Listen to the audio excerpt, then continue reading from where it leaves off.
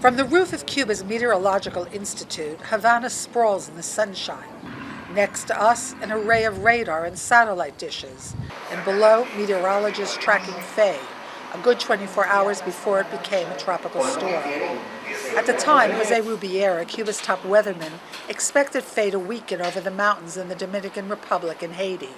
And the only good thing he had to say about tropical storms and hurricanes is that they're coming several days in advance. The bad thing, you don't know where they're going to go. It doesn't matter if it is inactive or inactive season. So always be prepared. That's the best message. Low-lying areas along Cuba's southeastern coast, where Tropical Storm Fay is heading, as well as low-lying areas in the southwest, are most vulnerable to storm surge. Towns like La Coloma in southwestern Cuba had to be totally evacuated in October 2005 before the threat of flooding from the outer bands of Hurricane Wilma passing to the north of Cuba. Wilma also flooded Havana. These watermarks show just how high the storm surge was, destroying refrigerators and damaging the building, making it more vulnerable to future storms.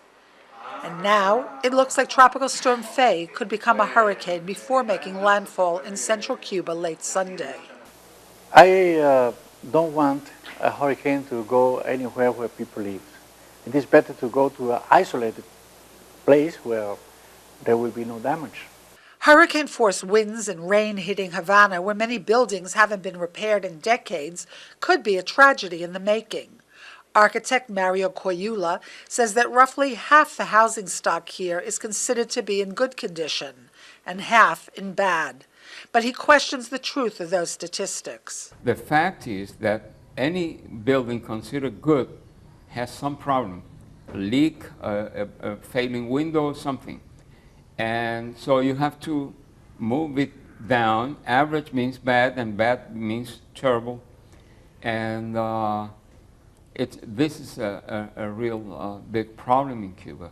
Roofs are not in proper condition. Rainwater, leaking pipes, crumbling walls, all make these buildings vulnerable. We have a very efficient civil defense program, and I don't think it would be terrible in the sense of lives. Persons would be killed because evacuation is very well organized and they will be taken to safer places. But it could be very terrible for the city. People, livestock, possessions, all are evacuated in a military operation. Schools and other government buildings are turned into shelters for those who don't have friends or family on higher ground or safer homes. Fay's track is uncertain. No one knows if it will veer more to the west or head north. We were lucky for 2 years, 2 previous years. Maybe we are being lucky again. We hope so, but nobody knows. Portia Siegelbaum, CBS News, Havana.